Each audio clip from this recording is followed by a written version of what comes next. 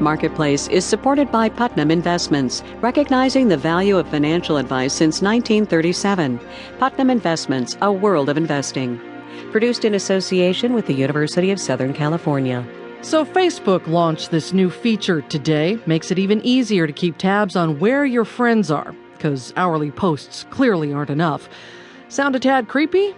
Well, then perhaps you'd like a little internet security, courtesy of Intel?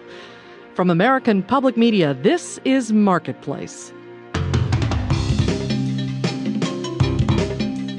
Marketplace is supported by Ally Bank, committed to customer service, with the option to reach a human being at any time at 877-24-7-ALLY by pressing 0. And by Deluxe Corp, a partner to more than 4 million small businesses with logo design, websites, email marketing, and online networking. Deluxe.com. From the Frank Stanton Studios in Los Angeles, I'm Tess Vigland in for Kai Ryssdal. Thanks for joining us on this Thursday. It is the 19th day of August. The world's largest chip maker is now in the business of keeping the data on those chips in lockdown. Today, Intel announced it's acquiring McAfee, the software security firm, for $7.7 billion. It's the latest in a string of large corporate deals. Earlier this week, Dell purchased storage company 3PAR, and BHP Billiton launched a hostile bid for fertilizer giant Potash. In the wake of the recession, companies are working to get their fiscal houses in order. They're putting off hiring and avoiding big capital purchases. And now some are spending that hoarded cash on mergers and acquisitions. Janet Babin reports.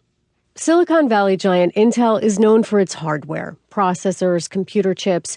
McAfee is synonymous with software, security software, and customer services. So this acquisition flummoxed many analysts. But tech analyst Tim Beharin at Creative Strategies says computer chips and security software go well together. There are actually a lot of creative ways you can find to tie security to the hardware that makes this deal make more sense. As in a security system built right into Intel's next-generation chips. Beharin says McAfee could help Intel do that. It could also push the company into gadgets and smartphones. Michael Gartenberg with research firm Altimeter Group says Intel wants to be known for securing PCs and handheld devices. In a world of connected devices, secure connections is extremely important, and I suspect that probably had something to do with why they paid the price. And it's a steep one. Intel offered a 60% premium for McAfee shares. Like many companies, Intel tightened its belt during the recession and is sitting on lots of cash. Last month, it reported its largest quarterly profit in a decade. Steve Nelson's a venture capitalist at the Wakefield Group. He says more companies are now looking to make deals, but there's still a high bar to getting them done. Until we get the job market back where we need it and consumer confidence with it, people willing to take some risks, and that includes businesses, I still think the real health could be a year or two away. Real health is closer, though, than it was in 2008. I'm Janet Babin for Marketplace. GM filed the papers for its long-anticipated initial public offering late yesterday. You should be able to buy shares of the car maker sometime in October. Now, there's lots of chatter about that timing, right before the midterm elections.